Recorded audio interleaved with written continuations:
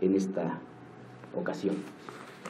Y para comenzar con la exposición que me fue asignada en este tema de la usura, pues vamos a hablar del pecado de la usura, precisamente como algo que nos da esa noción de que hay algo prohibido, y parece que siempre lo prohibido es atractivo para los seres humanos, de manera que cómo luchar contra algo que es más fuerte que la razón, como es el mismo instinto. No me gustan las definiciones porque significa encajonarnos en el pensamiento de otro. La definición de algún autor, de otro, la definición que establece la ley para una figura jurídica, desde luego son formas de aproximación a la institución, pero tenemos que intuir como fase del razonamiento humano la inteligencia, la memoria y la intuición, porque somos seres que no solamente estamos dotados de un cuerpo con un cerebro, sino que también reconocemos que tenemos una espiritualidad, también tenemos emociones, y eso es lo que nos hace percibir al mundo a partir de nuestros propios sentidos y desde luego con las limitaciones de nuestros propios sentidos. Dicen que actualmente los científicos se encuentran preocupados por las grandes limitaciones de los sentidos humanos. Imaginen ustedes este rayo de luz que nos acaba de iluminar, que no es un rayo divino, sino científicamente sabemos que es un rayo eléctrico, ¿verdad? La luz que inunda esta aula, que nos permite vernos, percibirnos, sentirnos en una ubicación geográfica y en un momento histórico específico. Pero esta luz que percibimos y que nos da esta noción de la realidad tiene un espectro electrónico mucho más grande de lo que nosotros como seres humanos podemos percibir.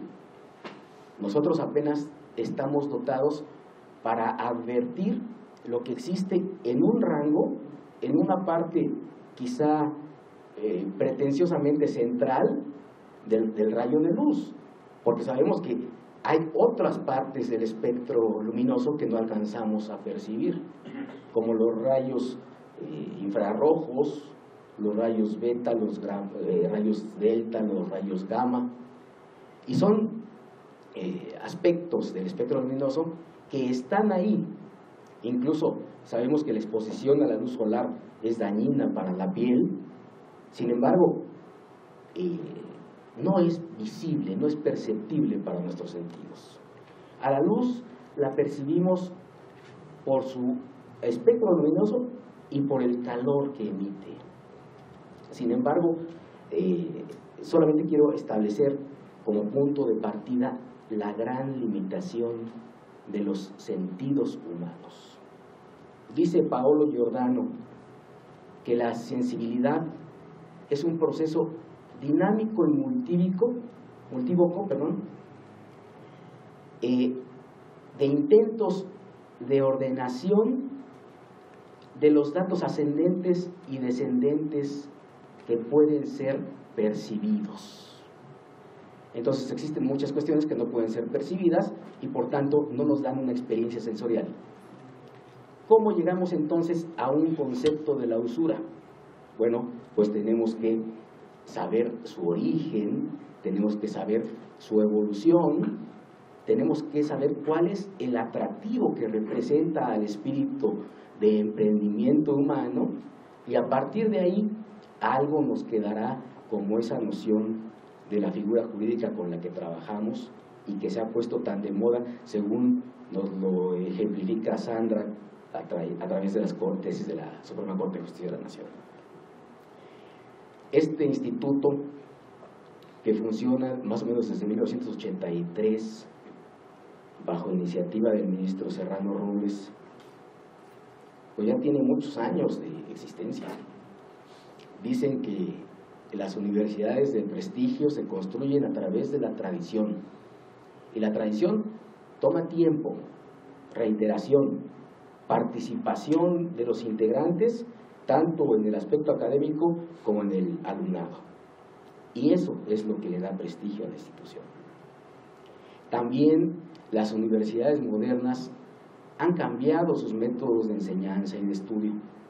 Parten de la filosofía, de la sociología y la ciencia, tres ramas que tienen que ver muy cercanamente con el conocimiento de los seres humanos.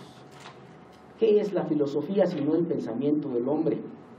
¿Qué es la sociología sino el conjunto de relaciones entre individuos? ¿Y qué es la ciencia sino los aspectos que se logran advertir, comprender, racionalizar de todo aquello que percibimos, en donde hay un mínimo, hay un máximo, en donde el aspecto conocido, que es el fenómeno, lo podemos explicar racionalmente, pero frente a ese aspecto fenómeno existe otro aspecto que no alcanzamos a entender, no podemos explicar, pero que desde luego sí lo intuimos, y es el noumeno del que hablaba Kant. De manera que entre más entendemos, menos desconocemos, pero entre más entendemos, igualmente existen nuevos retos para la razón humana. Así pasa con la jurisprudencia.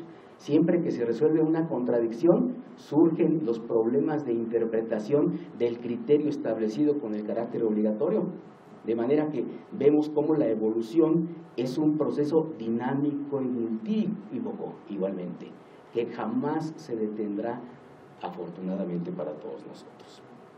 Y esto es lo que provoca que haya momentos importantes de cambio en la evolución social.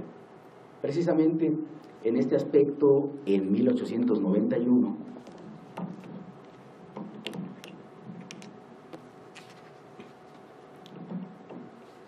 el Papa León XIII expidió una encíclica muy importante que se llamó Rerum Novarum. La renovación del estado de las cosas, que se opone al concepto del status quo, en donde existe una movilidad de todo lo aprendido, de todos los conceptos establecidos, y permite una nueva percepción a partir del momento en que se ubica la sociedad. Recuerden ustedes épocas en donde se consideraba que todo debía girar en torno a la religión y donde se ponía en el papel central de dominador a Dios, y después de eso nos empiezan a decir que no, que frente a la imagen de Dios también es importante la imagen del ser humano, con Descartes, que inicia la etapa del Renacimiento, que pone como dominador central al ser humano.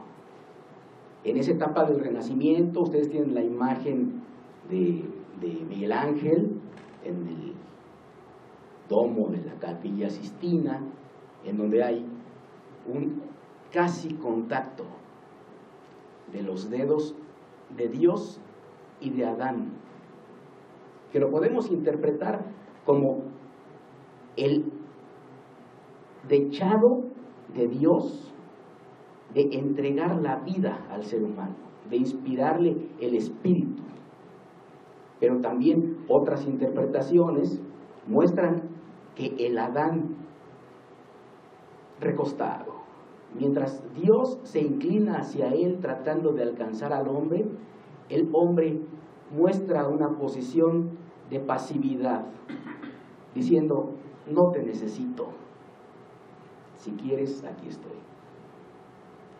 Tiene grandes implicaciones filosóficas, desde luego, y tomamos una postura personal ante ello. La cuestión es que en la Rerum Novarum el Papa reconoce que por ser el hombre el único animal dotado de inteligencia, hay que concederle necesariamente la facultad no sólo de usar las cosas presentes como los demás animales, sino de poseerlas también con derecho estable y perpetuo. Y esto implica la declaración del derecho de propiedad, el reconocimiento por un Papa católico de que el ser humano habita en un mundo material, que no somos solo espiritualidad. Podríamos decir que aquí está la veta a partir de la cual se destruye toda la teoría religiosa de la promesa de un mundo futuro, el mundo espiritual, en el que descansaremos de las penurias de esta vida y gozaremos realmente de los dones de Dios.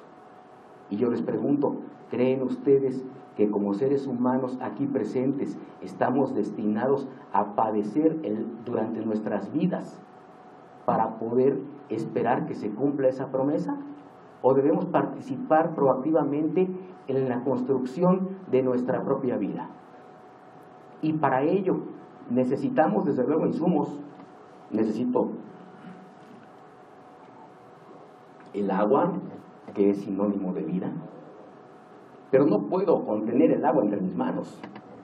Necesito un vaso que ejemplifica el fruto del trabajo de los seres humanos. ¿Quién procesó el vidrio? ¿Quién estableció la fábrica? ¿Quién lo transportó? ¿Quién y con qué dinero lo compró para ponerlo sobre una mesa que tiene encima un mantel, que tiene encima una servilleta y después el vaso que contiene el agua? Eso es todo un proceso de manufactura, un proceso de desarrollar la idea de otro, un molde y un contenido. Los abogados y los jueces, desde luego, estamos acostumbrados a actuar con formas y con sustancias. ¿Qué son los procedimientos civiles sino formas? ¿Y qué son los derechos de las personas sino sustancias? Estamos obligados a tomar decisiones todos los días, decisiones trascendentes. Como padre, decido lo que es bueno para mis hijos, pero como juez, decido lo mejor para mis conciudadanos. De esta forma, sabiendo que existe un mundo material, que ese mundo material no nos lo regala Dios. Dicen, Dios da el agua, pero no la entuba. Y aquí tenemos un ejemplo de cómo se necesita todo un proceso de intervención de muchos seres humanos para ponerla en nuestros labios.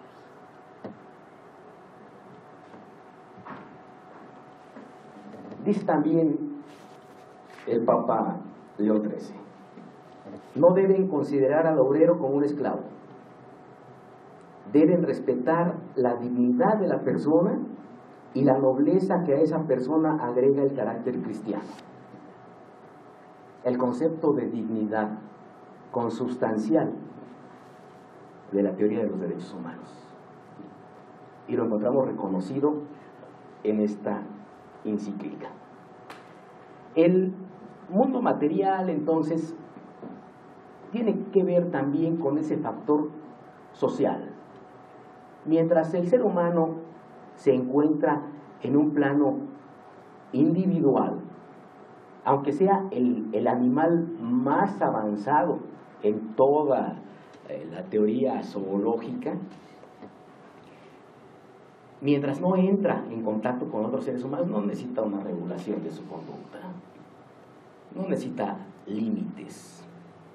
Es en el momento en que entra en contacto con otro ser humano y con otros más, en donde surge el concepto de sociedad. Y sociedad implica interrelación. Y esa relación tiene que ser regulada por el derecho. ¿Cómo? Dice Juan Jacobo Rousseau que poniendo límites a los propios intereses personales. Habla de un pacto social en donde cada uno de los individuos renuncia a algunas libertades con tal de compartir posibilidades con otros. En principio, yo prometo, y lo pongo sobre la mesa, no los voy a matar, no los voy a lesionar, procuraré no apoderarme de sus propiedades, pero una cosa sí les pido, que sea un pacto recíproco. De manera que al respetar tu vida, estoy protegiendo la mía. Ese es el origen del derecho.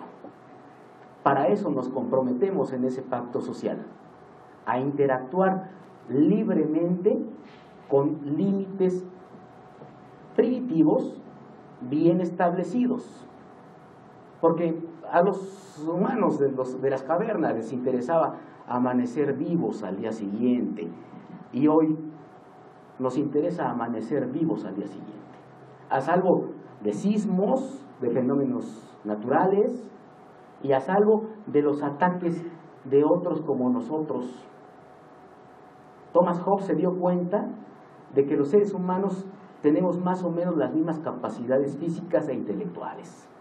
Un poquito más de fuerza algunos de ustedes, pero no mucha más como un oso.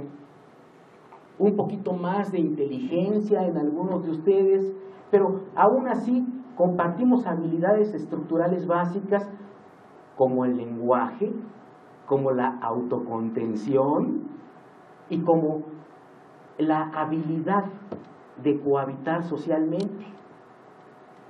Bajo esta óptica, les quisiera decir que el derecho de propiedad, del que ya venimos hablando, implica la necesidad de respeto.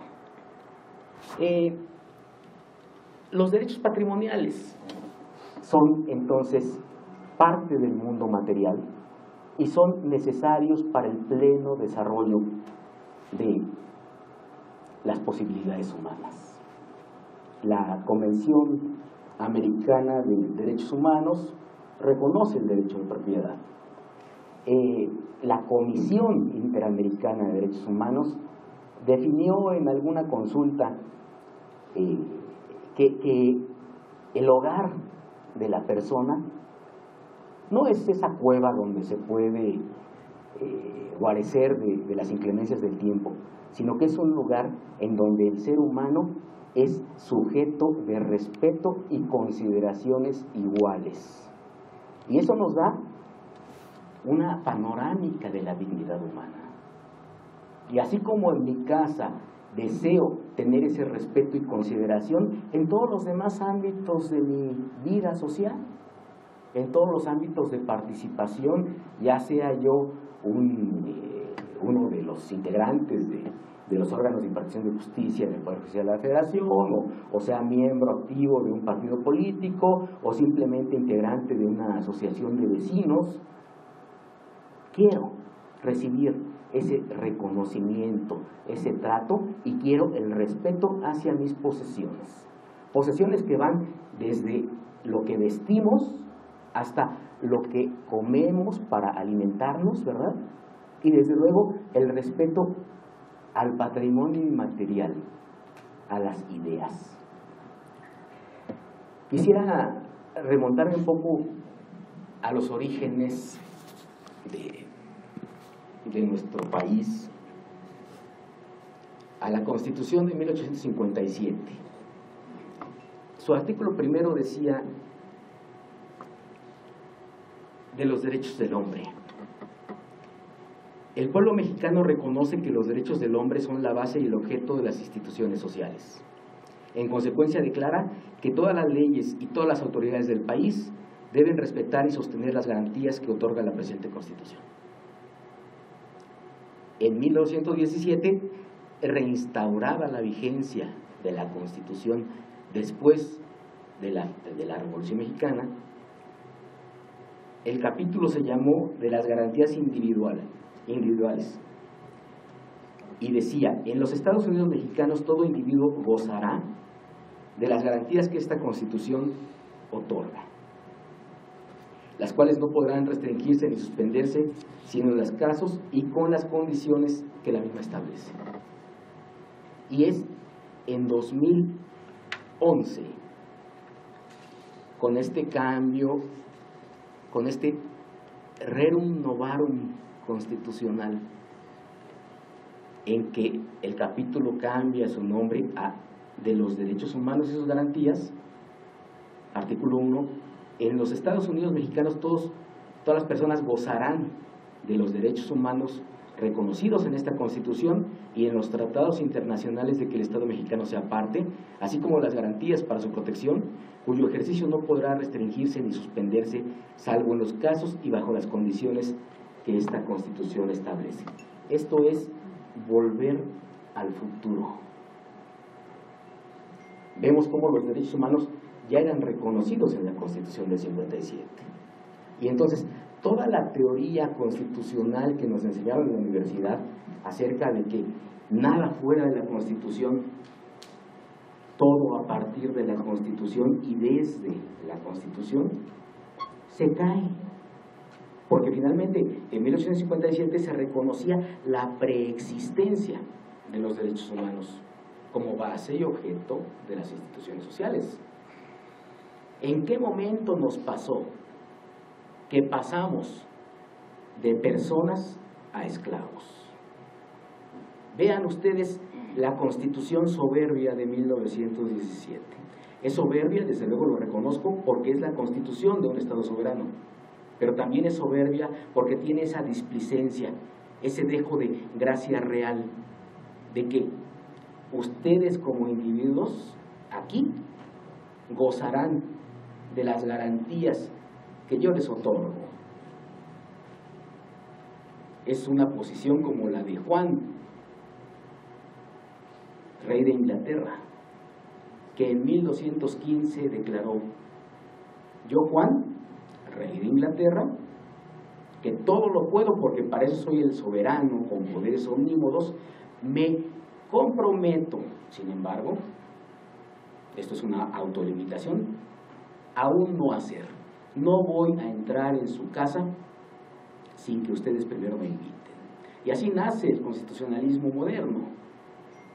Esa es la primera garantía individual. Por eso, Juan, que era rey de Inglaterra, soberano de todo el territorio de la isla, a partir de entonces se llamó Juan sin tierra, porque mi casa construida en su territorio era mi territorio, ya no era el territorio del rey. Y le decimos entonces al rey: tú serás muy rey, pero en mi casa mando no. Y es una liberalidad del soberano, una autolimitación libremente elegida a sí mismo, a su poder omnímodo. Y es el origen del constitucionalismo moderno. Y con esta agradable noticia de la reforma constitucional de 2011, volvemos a la homocentralidad, como quería Descartes. Volvemos a una posición en donde todas las personas gozan de los derechos humanos reconocidos, ¿sí?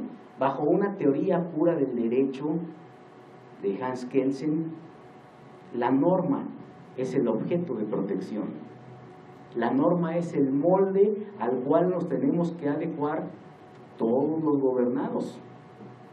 Rendimos culto a la norma bajo esa teoría. El derecho vale por sí mismo y la persona tiene que limitar su actividad, su actuación, su presencia, su libertad a lo que manda la norma establecida, el derecho positivo. De manera que es más importante el status quo regulado por el derecho que la necesidad y que el deseo de la persona humana y de toda la sociedad. Creo que se abandonó en el constitucionalismo mexicano esa idea. Creo que volvimos a una postura de derecho natural, desde luego con múltiples adaptaciones y nunca volveremos a lo mismo. Siempre hay una evolución. Pero esta postura actual de lo que nos permite la Constitución es dignificar a la persona, colocarlo en ese papel central como dominador de todo lo existente en este tercer planeta del sistema solar. Por tanto, el dominador de la materia de la cual se sirve. La Convención Americana de Derechos Humanos de 1969 tiene un artículo 21 que se llama específicamente Derecho a la Propiedad Privada. Esto tiene que ver con un concepto que se desarrolló desde el siglo XIX, porque también surge de la encíclica que les menciono, el concepto de propiedad sagrada e inviolable. Tiene 3 puntos. 1. Toda persona tiene derecho al uso y goce de sus bienes. La ley puede subordinar tal uso y goce al interés social. 2. Ninguna persona puede ser privada de sus bienes, excepto mediante el pago de indemnización justa, por razones de utilidad pública o de interés social, y en los casos y según las formas establecidas por la ley. Entonces, la ley da y quita. Tenemos un artículo 27 constitucional que establece el origen de la propiedad privada. La propiedad de tierras y aguas de la nación corresponde originariamente a esta, pero tiene el derecho de transmitirlo a los particulares, generando así la propiedad privada. Entonces es una adaptación de la encíclica, es una adaptación pues de estos derechos materiales que tienen que ver con la materia del ser humano, ¿sí? Y les digo yo, así como da, quita, ¿verdad? Hay supuestos de expropiación, de revocación de la propiedad privada. ¿Qué es sino la extinción de dominio que surge de la Convención de Palermo de 2000 y todas esas teorías nuevas, ¿verdad?, sobre privar al delincuente del producto del delito? Y tiene un punto 3 que es el que propiamente nos interesa. Dice, tanto la usura como cualquier otra forma de explotación del hombre por el hombre deben ser prohibidas por la ley. Esto lo dijo Thomas Hobbes más o menos en el año 1640 y lo recoge la Convención Americana. Fíjense cómo en el año de 1998, después del error de diciembre, descontrol en la economía, FUBAPROA para salvar lo importante, el dinero, y a quienes tienen el dinero, los bancos, se generó una contradicción de interés muy importante, que generó como 13 jurisprudencias, y la Corte declaró en una de ellas: no existe el anatocismo en México, porque ya leímos toda la Constitución, le pusimos el buscador de Word, usura, 0 resultados. Es hasta 2014, como lo dice Sandra, en donde ya bajo la óptica de derechos humanos de la reforma de 2011, ahora se encuentra en un texto, es el punto 3 del 21 de la Convención Americana, y dicen, sí está prohibida la usura. Y primero, como lo dijo Sandra, bajo esa concepción de un elemento subjetivo y un elemento objetivo, y después se abandonó el subjetivo.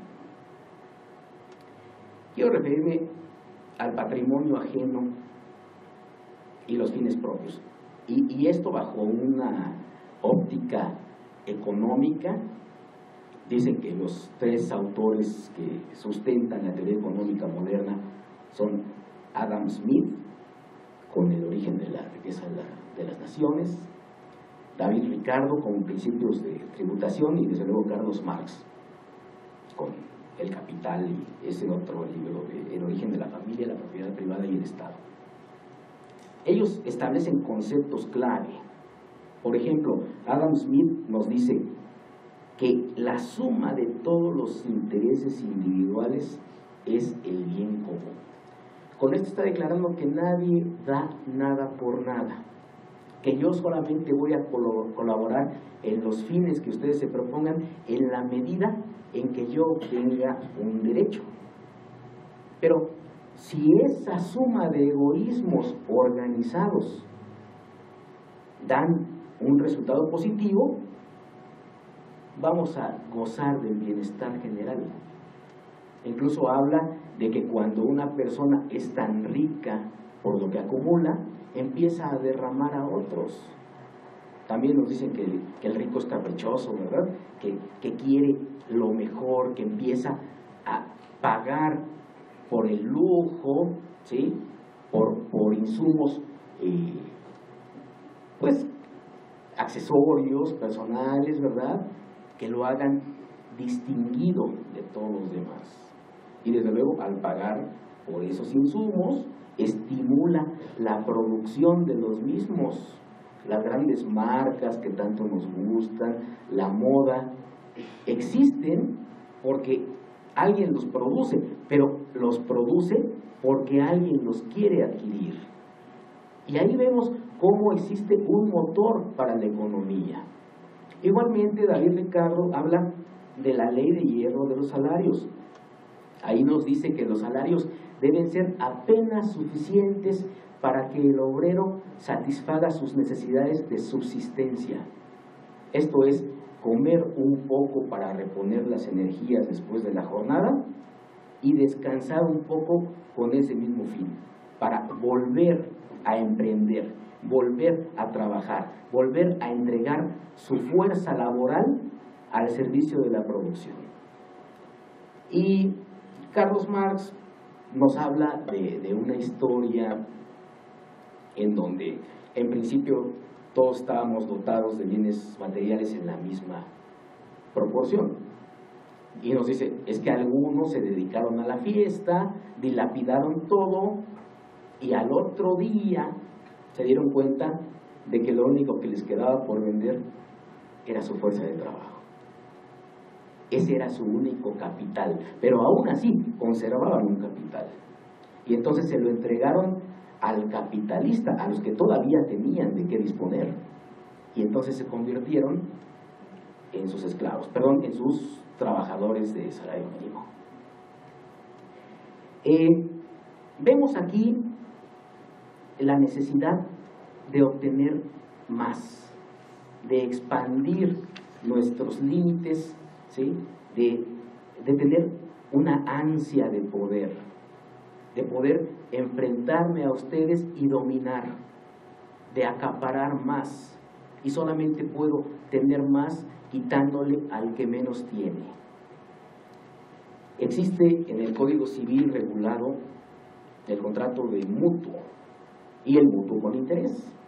Desde luego tiene que ver con el préstamo de una cantidad de dinero, con la promesa de retorno, y en el caso del interés, un premio adicional, porque recursos propios que en principio estarían dedicados a la satisfacción de mis intereses personales, los voy a trasladar a otro, para que ese otro pueda hacer realidad sus iniciativas de emprendimiento. Y entonces yo voy a ser el facilitador de las potencialidades del otro, del empresario. Pero yo mismo soy un empresario. ¿Y qué es lo que me impulsa a prestar ese dinero si no soy una institución de beneficencia? Bueno, pues el interés. Y el interés en el sentido de lo que me anima, lo que me da voluntad de hacer en ese sentido, y el interés como sinónimo de premio por haber dado lo mío, desde luego con la esperanza de recuperarlo. En eso consiste el crédito. Se crea entonces el comercio profesional del dinero. En el camino a este instituto vi muchos comercios de dinero. Se llama presta tanda, presta ahorro, dinero en minutos, muchos establecimientos mercantiles donde lo que venden es dinero. Entonces el dinero es una mercancía, y un peso me puede costar 1.10, me puede costar 1.40, me puede costar 2 pesos, según la escasez y según el riesgo que represente el modelo de negocio que yo tengo. Ahora, si tenemos un salario de supervivencia bajo esa ley de hierro de los salarios, está todo programado para que no sea suficiente para ningún excedente, si llamamos excedente a todo lo que sea más allá de alimentación y de hogar. Entonces, si deseo hacer algo más, necesito adquirir de quien tiene, necesito que otro me apuntale, que otro, dicen, me haga fuerte, ¿verdad? Y para eso necesito que me traspase sus excedentes. En una sociedad en donde el salario mínimo es la regla, el ahorro es un lujo. Y entonces necesitamos crédito para poder subsistir. Un día en una tienda departamental, la persona que estaba delante de mí, que era un señor más o menos de mi edad, igual de calvo, llevaba huevo, llevaba leche, llevaba pan, y cuando paga le dice, señorita, a 12 meses, por favor. Y pensé yo, no se va a acordar de lo que comió hoy y todavía va a seguir pagando. Esa es parte de la trampa del crédito, a meses sin intereses, ¿verdad? Que a veces no alcanzamos a vislumbrar, porque nos hace pensar que solamente vamos a pagar una fracción, pero tarde o temprano se va a acumular con otro tipo de gastos y vamos a acabar pagando intereses sobre esto y sobre todo lo demás. Desde luego existe la magia del crédito. La magia del crédito es que 100 pesos que tengo hoy pueden servir para tomar un café en el Starbucks. Pueden servir para comprar una hamburguesa en McDonald's. Pueden servir para comprarme, pues a lo mejor un suéter delgadito, ¿sí? Y quitarme el frío hoy. Pueden servir para transportarme de regreso a mi casa. Pero todos estos son usos de consumo, en donde desaparece ese capital. O bien lo puedo invertir en mis propias ideas y conseguir mis propios fines. O bien se lo puedo transmitir a otro y ese otro lo usará para sus fines personales y lo devolverá fielmente y con un interés adicional. La magia del crédito significa que en el momento en el que yo tengo estos 100 pesos y se los doy a un banco, el banco tiene 100 pesos. Entonces, yo no pierdo la titularidad, soy el inversionista. El banco adquiere la propiedad. El préstamo de dinero, desde luego, es un contrato traslativo de dominio. Que exista la obligación de devolverlo, desde luego, ¿sí? Porque solamente es un traspaso temporal. Las inversiones siempre están sujetas a un plazo. Pero entonces le posibilito al banco tener un capital. Y el banco se lo presta a alguno de ustedes y entonces ustedes tienen 100 pesos. Entonces, los 100 pesos de los que yo soy titular, que es una operación pasiva para el banco, los 100 pesos que tiene el banco como capital, que en operación activa se los presta a uno de ustedes, y los 100 pesos que ustedes tienen. Ahora, con esos 100 pesos, ustedes toman el crédito no para tener el dinero, sino para utilizarlo, para comprar, para lucrar. Lo transmiten a un comerciante que les vende una casa para vivir, o a un comerciante que les vende materiales de trabajo, e instauran ustedes una empresa y producen, ¿sí? Ese desdoblamiento del dinero implica que 100 pesos pueden ser 300 o quizá más. Esa es la magia del crédito. Es un fenómeno económico, es un fenómeno real y es un fenómeno muy bueno, porque en eso se sustenta el capitalismo. Del comercio profesional del dinero surge la banca y surge el sistema financiero mexicano y desde luego el sistema financiero mundial. Dentro de este sistema existen los entes regulados, los entes no regulados. Ustedes los conocen, hay una ley instituciones de crédito, una ley de organizaciones auxiliares del crédito. Y existe algo más, existe el agio. Y el agio es una actividad subrepticia, una actividad informal, una actividad subterránea que encubre en esa necesidad de un crédito que se regula en el Código Civil y que se regula en la ley de instituciones y la de títulos de operaciones de crédito como operaciones de crédito, pero que se da en un plano de lo oculto, porque nadie hace alarde de sus pecados, porque eso se lleva en lo oscurito. Y ahora, desde luego, las instituciones del Estado están y estamos obligados a moderar esa práctica. Existe la regulación bancaria que ejerce el Banco de México, la Comisión Nacional Bancaria de Valores. Existe la vigilancia que ejercemos los jueces con estos instrumentos que nos ha dotado la Corte para poder hacer un control de la usura y llevarlo a los parámetros de normalidad financiera que nos decía Sandra. Y creí escuchar en su exposición que se equipara a la normalidad financiera lo que la banca regulada establece.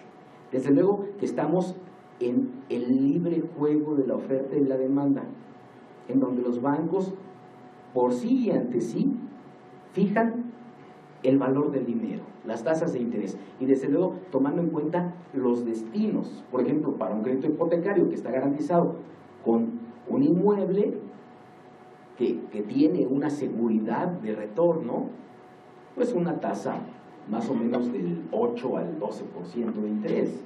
Para adquirir un vehículo que queda en prenda, también garantía real, pues desde luego un 15, un 20%, ¿verdad? Y para un crédito quirografario, garantizado solamente con el valor de mi firma, como tarjeta de crédito, como los pagarés, bueno, pues ahí solamente existe la garantía personal. Por tanto, qué tan confiable es la palabra de la persona, ¿verdad? Y entran en la teoría de imprevisión, de que yo no sabía que iba a quedar sin trabajo, no sabía que se iba a caer mi departamento, no sabía lo que podía pasar, no sabía de las crisis económicas internacionales y de su impacto en mi grupo social. Decía el ministro Góngora, negando la teoría de imprevisión, que si de algo sabemos en este país desde niños es de las crisis económicas recurrentes. Y por eso decía, no me pueden decir que no lo alcancé a ver. Desde luego, el ministro Góngora en esa corte que resolvió la contradicción de 98. Y hoy estamos parados en otra plataforma constitucional y estamos atendiendo a una realidad distinta, en donde a los jueces se nos ha dado una mayor participación, y recuerden ustedes que grandes poderes acarrean grandes responsabilidades. El interés moratorio resulta del incumplimiento, el ordinario de la simple disposición del dinero ajeno. Tiene 17 años que la Corte sustentó también una jurisprudencia donde dice que interés ordinario y moratorio coexisten y pueden generarse simultáneamente. ¿Habrá sido un error? ¿Se habrá debido limitar esas dos figuras? Y desde luego, pues elevar el interés en caso de mora, ¿verdad? Pero ¿hasta qué límite? Fíjense ustedes, el interés moratorio tiene distintas naturalezas. La naturaleza compensatoria, la naturaleza resarcitoria, la naturaleza sancionatoria del incumplimiento y una naturaleza innegable, la disuasoria, para que no nos atrevamos a incumplir, porque entonces me va peor.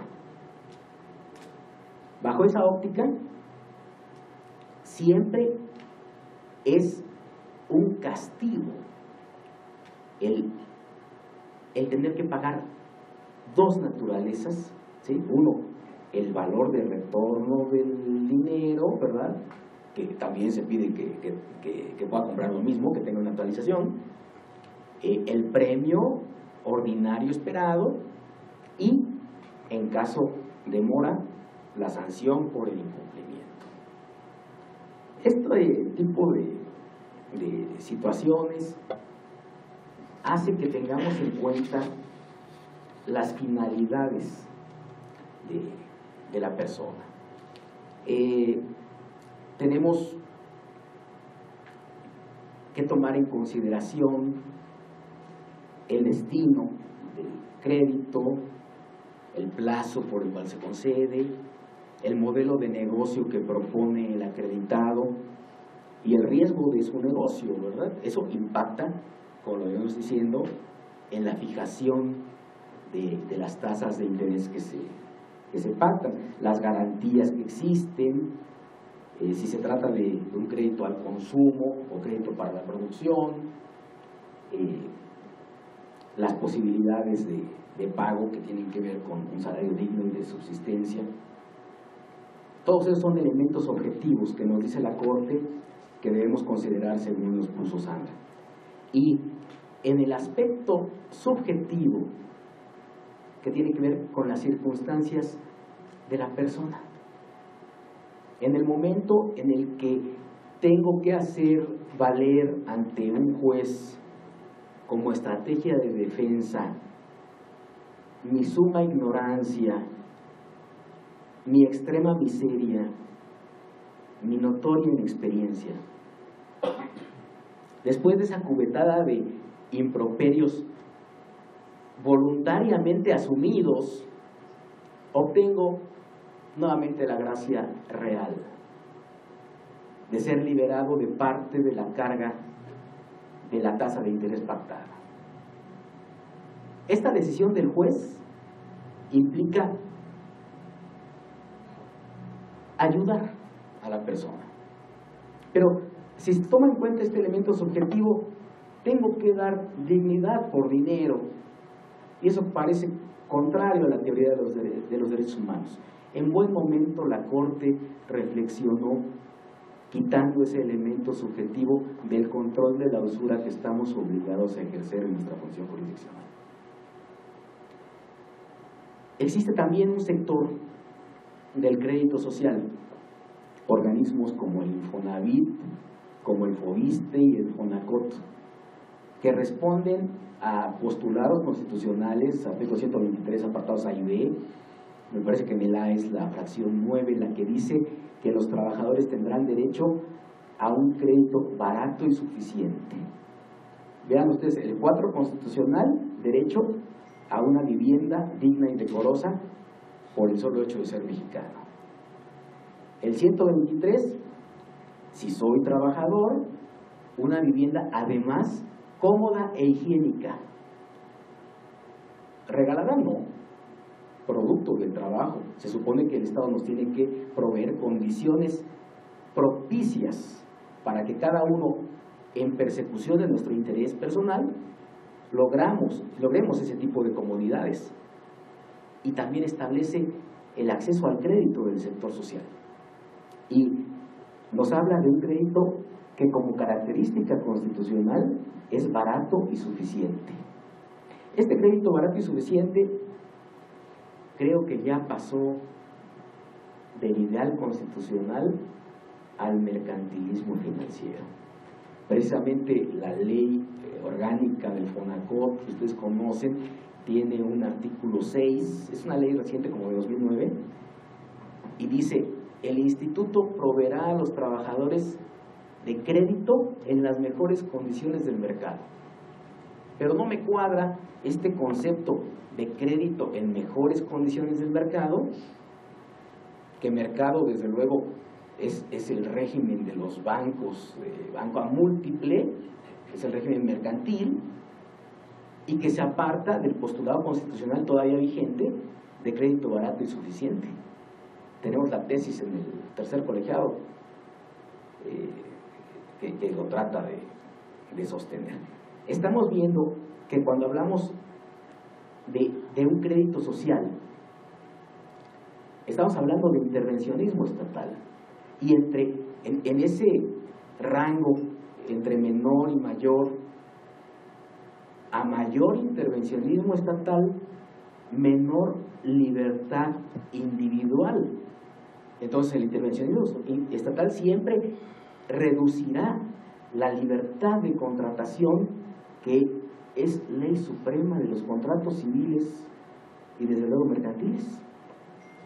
Vicente de Gournay decía: laissez-faire, laissez-passer, qui le monde va de lui-même. Déjalo rodar solito, deja hacer, deja obrar libremente a tus ciudadanos, la menor intervención estatal.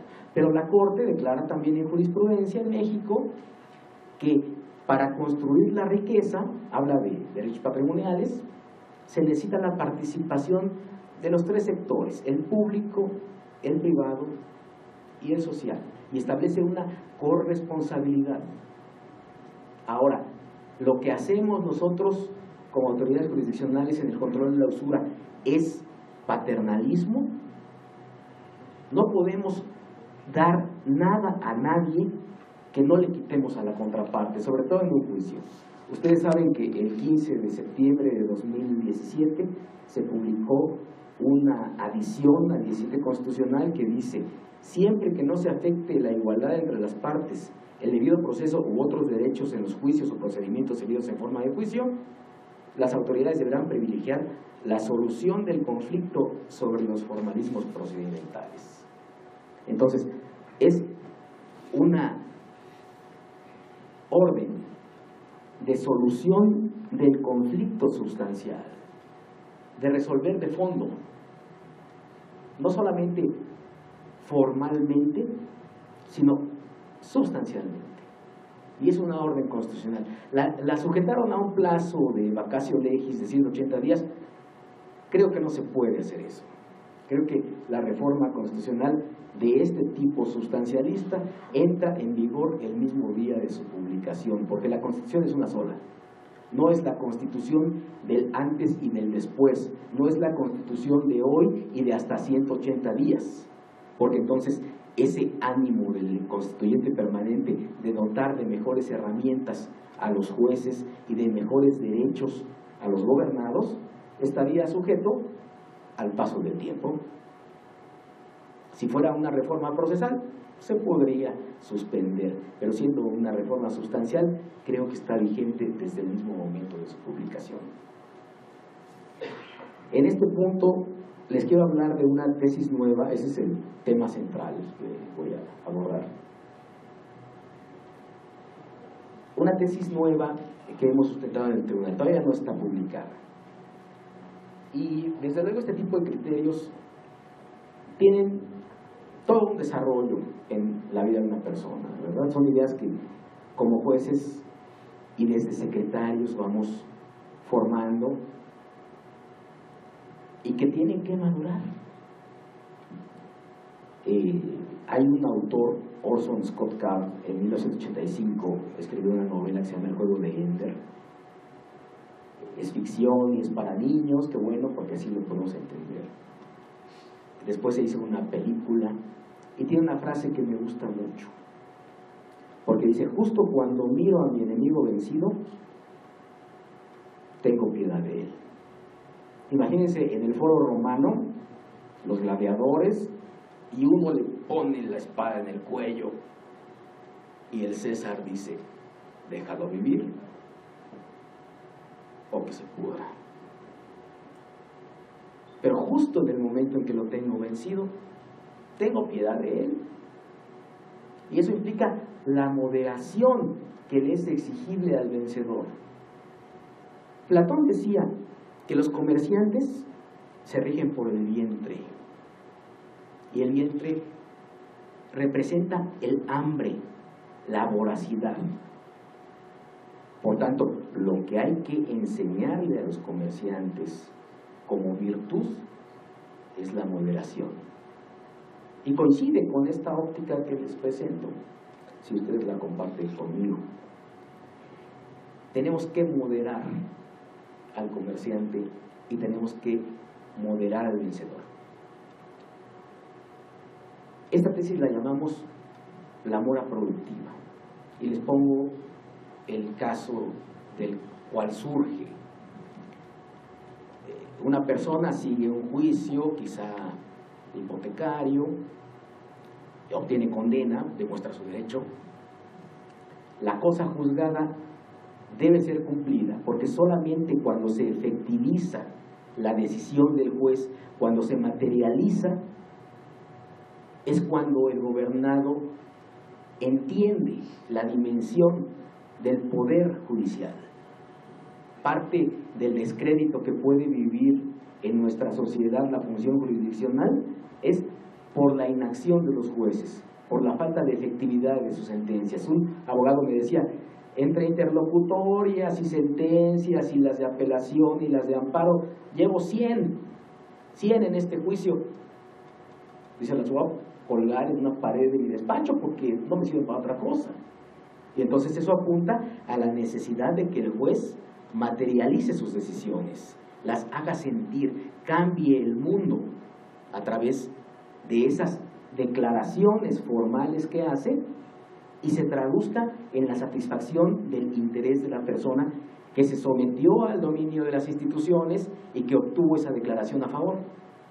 Pues bien, si en ese juicio obtuvo sentencia y logra, pues desde luego con una garantía hipotecaria, tiene una garantía verdadera, ¿verdad? Hay un inmueble que tiene un valor específico, y vamos a suponer que la condena es por 500,000 pesos. Si ejecuta, desde luego con la proactividad y con la disposición del juez, se remata el bien en 500,000 pesos o se le adjudica al propio acreedor. Si el bien tiene un valor de 2 millones de pesos, pues tiene que darle su cambio al deudor, ¿verdad? Cobrarse, y el remanente se entrega 1,5 millones de pesos. Esa es la ejecutividad, la eficacia de la sentencia que establece la cosa juzgada. Pero si el acreedor, que ya tiene a la justicia de su lado, que ya tiene al juez dándole el espaldarazo de verdad, de derecho reconocido legalmente, dice, ¿para qué ejecuto hoy? Si hoy ejecuto, tengo que dar un cambio de 1,5 millones de pesos. Me espero 6 meses, ya son 700,000. Me espero 1 año, ya es 1 millón. Me espero 4 años, 8 años. Hay plazos de prescripción de la acción para ejecutar la sentencia hasta de 10 años.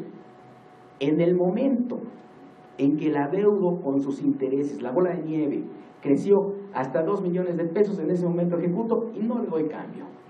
Y mi modelo de negocio inicial, interés ordinario, hipotecario, casa habitación, 10%, lo vemos transformado a la coexistencia con el interés moratorio.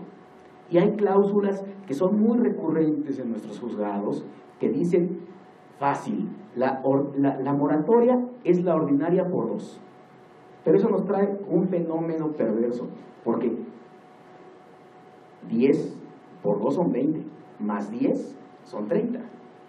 Y entonces se está violando esa otra regla del 1843 del Código Civil, que dice, la pena no debe exceder ni en valor ni en cuantía a la obligación principal, so pena de nulidad.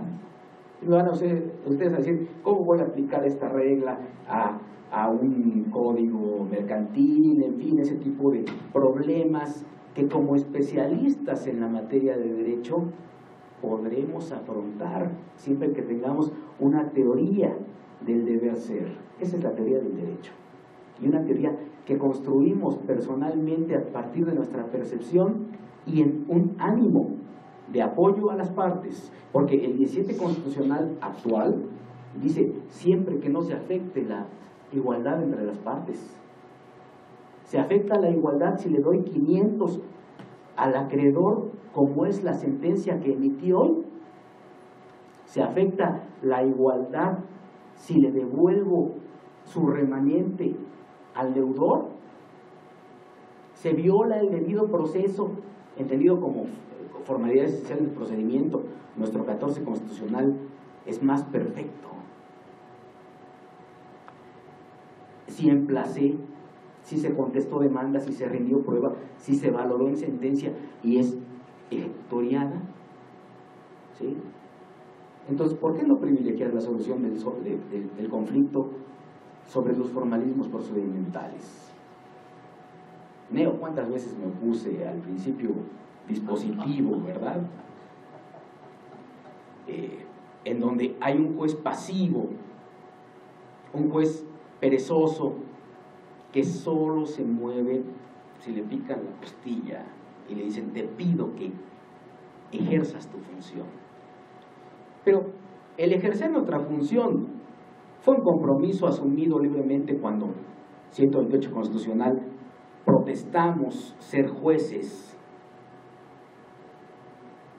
Y entonces creo que ahí se sustenta la obligatoriedad, la oficiosidad que surge del 1 y del 133 relacionados para poder efectivizar este tipo de derechos.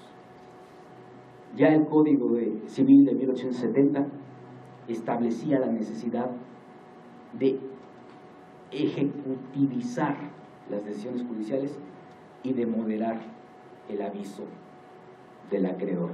Solamente les tengo que decir que me gustaría terminar esta intervención con la frase de Jacinta, la hija de Estela, en la ceremonia de disculpa pública del Estado mexicano, cuando la Corte la liberó. Ella dijo, vamos a seguir haciendo esto hasta que la dignidad se nos haga costumbre.